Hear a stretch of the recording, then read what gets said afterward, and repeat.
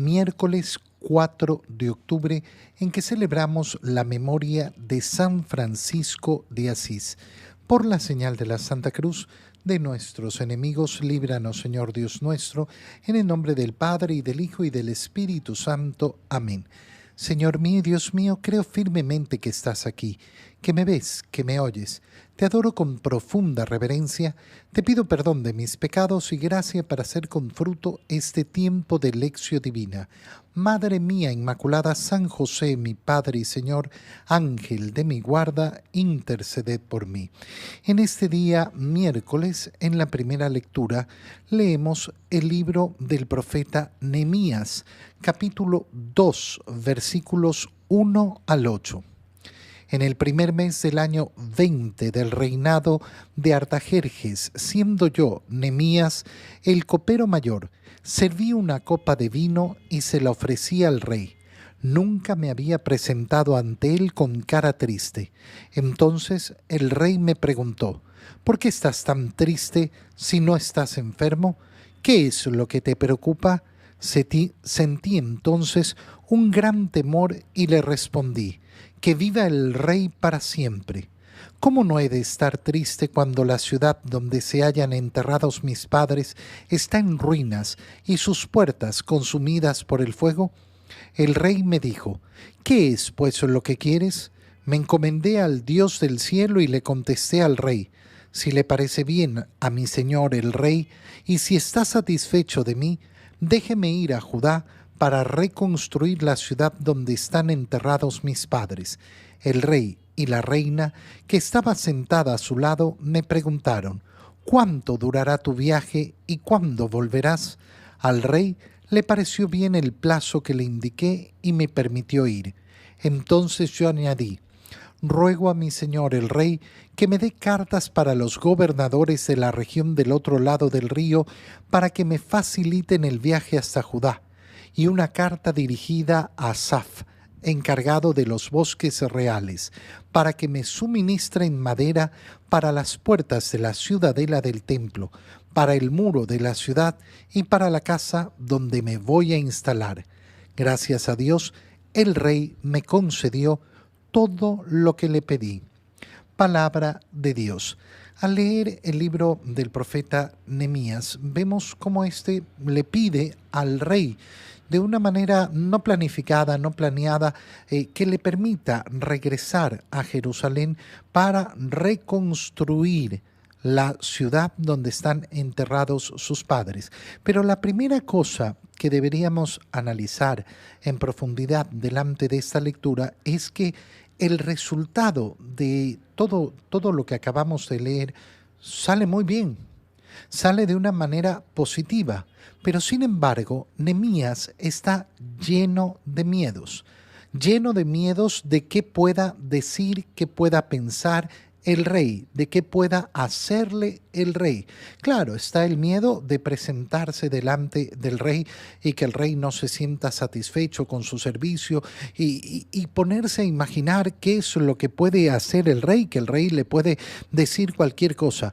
Pero es tan importante darnos cuenta de que cuando suponemos las cosas, nunca vamos a conocer la realidad, ni nunca vamos a sobrepasar muchos miedos que hay en nuestra vida.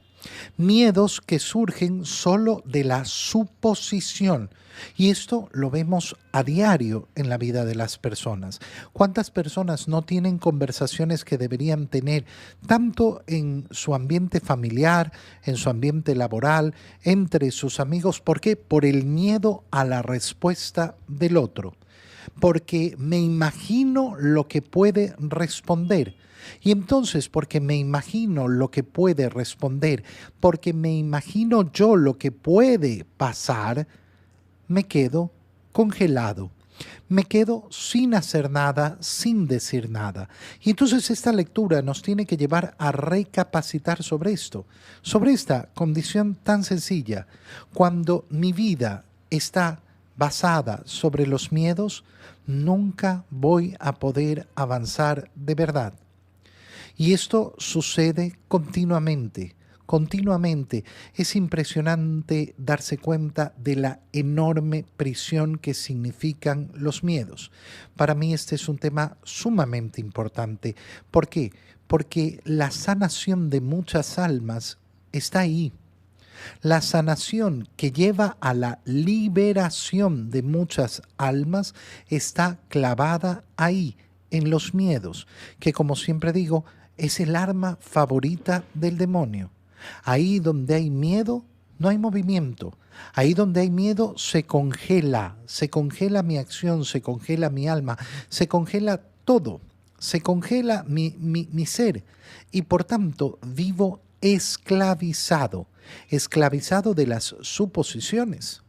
Hay personas además que sufren de un mal todavía mayor y es que deciden de acuerdo a lo que imaginan que el otro va a responder. Es decir, imagínate en este pasaje, si Nehemías se hubiera imaginado, el rey me va a responder que no puedo ir a reconstruir la ciudad donde están enterrados mis padres. Y como se imaginó que el rey le iba a decir que no, entonces nunca le preguntó.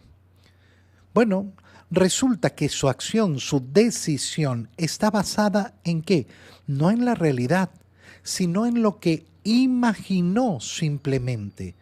Y esto es la vida de muchos. La suposición de lo que va a suceder, de lo que piensa el otro, de lo que va a decir el otro.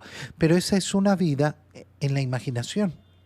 Esa es una vida al final del día en un estado de drogadicción. Digo drogadicción, ¿por qué? Porque al final se termina viviendo en una irrealidad, no en la realidad. En la fantasía que hay en mi mente de lo que va a hacer el otro, de lo que va a decir el otro, de lo que va a suceder, pero que solo ha sucedido en mi imaginación, no ha sucedido en la realidad. Una cosa es la prudencia que nos hace efectivamente adelantarnos a una acción y poder prevenir ciertos riesgos y ciertos peligros. Pero otra cosa es la vida en la esclavitud y la vida en la suposición, que al final del día me coloca en una situación donde yo no reconozco mi condición de criatura, sino que quiero asumir la condición del creador. ¿Por qué digo esto? Porque nadie conoce la mente del otro, sino Dios. Si yo pretendo conocer lo que el otro va a decir, lo que el otro va a hacer, lo que el otro va a pensar, entonces no creo que soy un ser humano. Creo que soy Dios, conocedor del interior del corazón de las personas.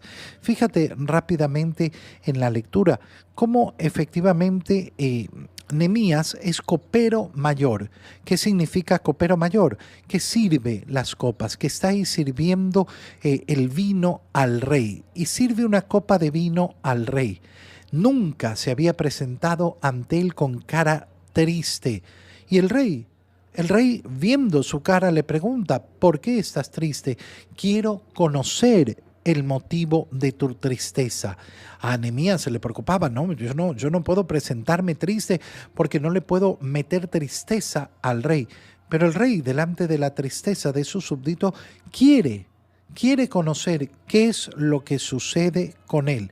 Y entonces, sintiendo un gran temor, fíjate bien, sintiendo ese gran temor, vence ese temor y empieza diciendo que vive el rey para siempre.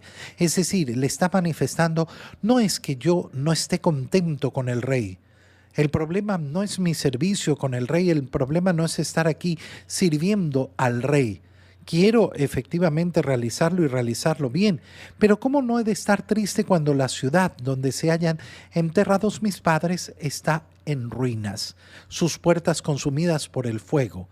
¿Qué quieres hacer? Y entonces dice, me encomendé al Dios del cielo y le contesté al rey. Qué bonita expresión. Me encomendé al Dios del cielo. Es que me preocupa lo que me va a responder el otro, es que me preocupa lo que me va a decir el otro. Muy bien, está muy bien. Pero vence eso. ¿Y qué manera más bonita de vencerlo que encomendándose al Dios del cielo? Encomendándose y pidiéndole que aquello que yo le quiero decir al otro, el otro lo reciba bien. Qué bonito es incluso, ayer celebrábamos a los ángeles de la guarda, antes de ayer celebrábamos a los ángeles de la guarda, decirle al ángel de la guarda de la otra persona, mira, voy a hablarle de esto, voy a hablarle de este tema que yo creo que va a ser complicado. Tú ayúdame a que reciba bien mis palabras. Bueno, el rey recibe bien y dan efectivamente la oportunidad a Nehemías de dirigirse a Jerusalén a reconstruir las puertas y las murallas de Jerusalén.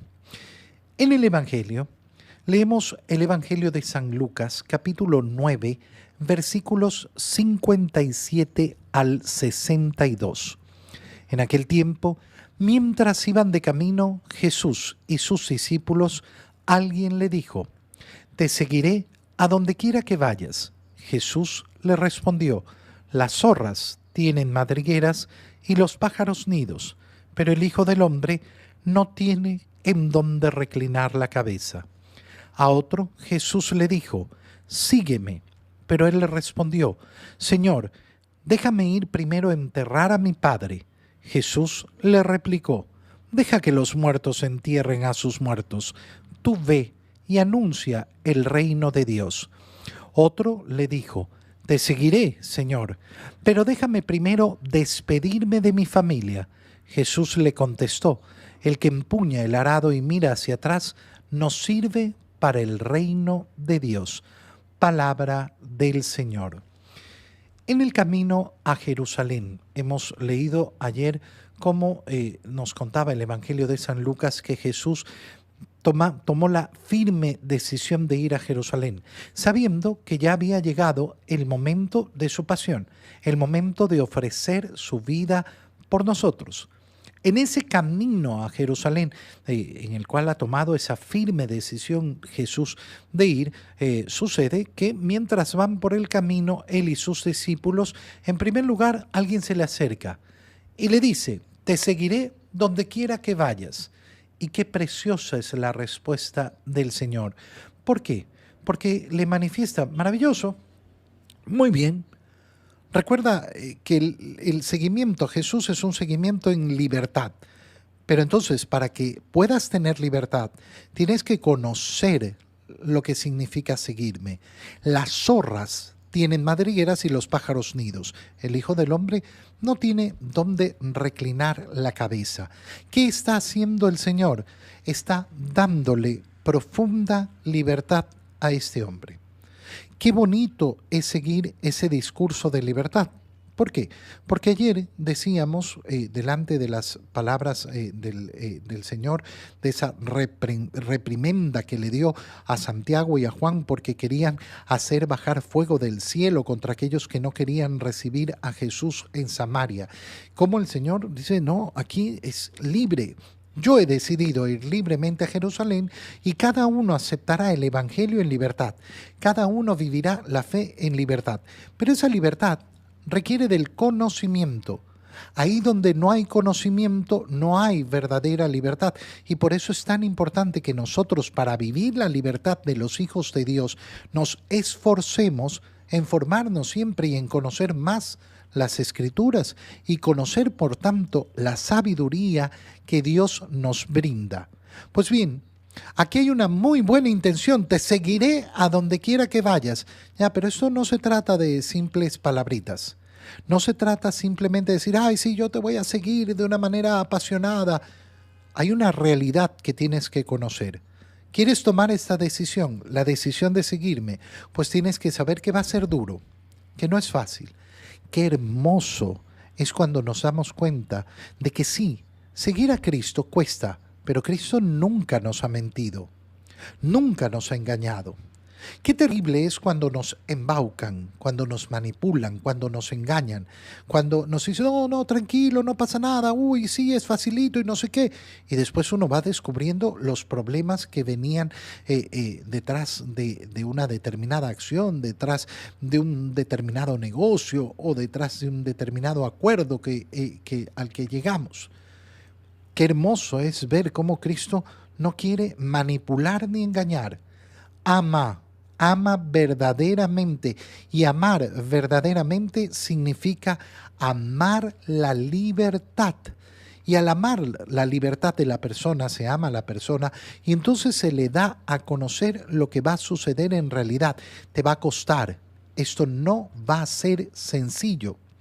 Aparece un segundo caso, donde no se le acerca a Jesús, sino que ahora es Jesús el que le dice a uno, sígueme. Con esa forma tan sencilla que tiene el Señor de llamar, que ya la hemos visto tantas veces en el Evangelio, sígueme. No hay nada más que preguntar, no hay nada más que decir, no hay nada más que ordenar. Pero él le respondió, Señor, déjame ir primero a enterrar a mi padre. Si una persona piensa, oye, se le acaba de morir el papá, dale un tiempito para que lo vaya a enterrar. No es eso lo que nos está diciendo el Evangelio. Eso no es lo que nos está diciendo el Evangelio. ¿Por qué digo que no es eso lo que nos está diciendo el Evangelio? Por un simple motivo. Porque no lo dice. No dice a ese hombre se le acababa de morir el papá. Entonces lo que está diciendo es, primero, deja que mi padre se muera. Porque mi padre ya está con sus años y posiblemente dentro de poco, pero no se sabe. No se sabe si al papá le va a tomar un año morirse o 20 años. Entonces lo que está haciendo esa persona es anteponer una situación que no conoce, que no conoce. No, mira, cuando pase esto, entonces yo te voy a seguir. No, la decisión tiene que ser ahora y por eso Jesús le dice, deja que los muertos entierren a sus muertos. Tú ve y anuncia el reino de Dios.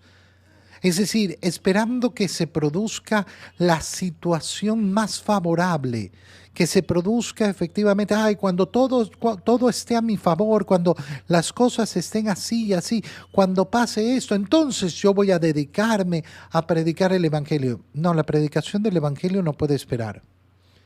La predicación del Evangelio no puede esperar a las condiciones ideales que yo me quiera imaginar. Es que cuando ocurra no sé qué y cuando ocurra no sé cuánto. No, es hoy. La acción que nos pide el Señor de seguirlo es hoy. ¿Cuándo es el día para seguir al Señor? Hoy. Y ocurre un tercer caso. Otro, en cambio, le dijo, no sabemos si se acercó a Jesús o Jesús le propuso seguirlo. Te seguiré, Señor, pero déjame primero despedirme de mi familia. Y la respuesta que le da el Señor también parece una respuesta tremendamente radical. El que empuña el arado y mira hacia atrás no sirve para el reino de Dios. Se tiene que mirar hacia adelante. Se tiene que mirar hacia adelante. Y esto nos habla de una profundidad tremenda. ¿Por qué? Fíjate en la gran enfermedad del alma que sufre aquella persona que piensa que todo tiempo pasado fue mejor. ¿Hacia dónde mira esa persona? Mira con nostalgia el pasado, como si en el pasado se encontrara la felicidad. Dejó de mirar hacia adelante, ya no sirve para el reino de Dios. Porque el reino de Dios está hacia adelante. El reino de Dios es hacia el final de nuestra vida. Yo quiero llegar al día de mi muerte para encontrarme con el Señor. Pero resulta que mi corazón está anclado en el pasado. No mira hacia adelante. Aquel que mira hacia atrás mirando, no, es que yo quiero volver a los días en que no sé qué y en que no sé cuánto. No, no se puede. Yo quisiera volver a ser el hombre que era cuando tenía 20 años. Hermano mío, no se puede. No se puede. Ya no eres el hombre de 20 años. Ya no eres el hombre de 30, ya no eres el hombre de 15. Mira hacia adelante. ¿Qué es lo que te pide el Señor hoy, en tu realidad? No en la fantasía de querer volver hacia atrás. No hay máquina del tiempo. Nuestra vida es la de hoy hacia adelante. Te doy gracias, Dios mío, por los buenos propósitos, afectos e inspiraciones que me has comunicado en este tiempo de lección divina. Te pido ayuda para ponerlos por obra. Madre mía Inmaculada, San José, mi Padre y Señor, Ángel de mi guarda, interceded por mí. María, Madre de la Iglesia, ruega por nosotros. Queridos hermanos, reciban mi bendición en este día para que el Señor los cuide y los proteja en el nombre del Padre, y del Hijo, y del Espíritu Santo. Amén. Una muy feliz fiesta de San Francisco de Asís para todos.